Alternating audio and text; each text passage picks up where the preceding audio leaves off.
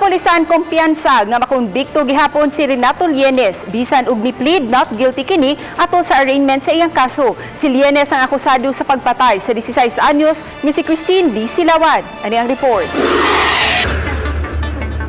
Wa na makugang ang Lapu-Lapu City Police Office sa pagbali ni Renato Lienes dihang gibasahan na sa iyang kaso sa hukmanan. Posible kunong adunay nakahulhog kang Lienes sa pagbakwi sa nahauna niyang pag-angkon sa krimen. Una nag-iangkon sa akusado ang pagpatay o paglaplap sa nahong sa dalagitang si Christine Lee Silawan.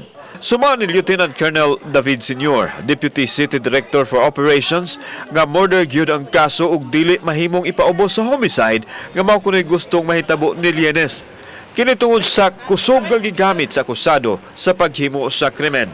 Expected gina siya kay sa during investigation basin og willingness niya naa pero sa during na sa pendency sa kaso niya nasa sa kusod sa kulungan or basin na-advise niya sa abogado kay naman sa tapat niya ang lawyer.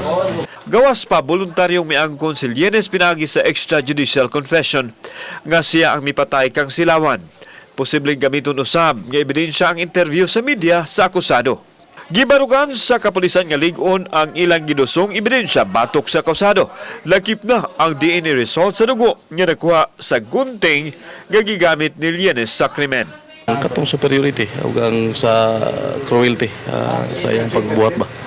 Kauban ni John Sulon, ako si Alan Domingo. Balitang Bisdak.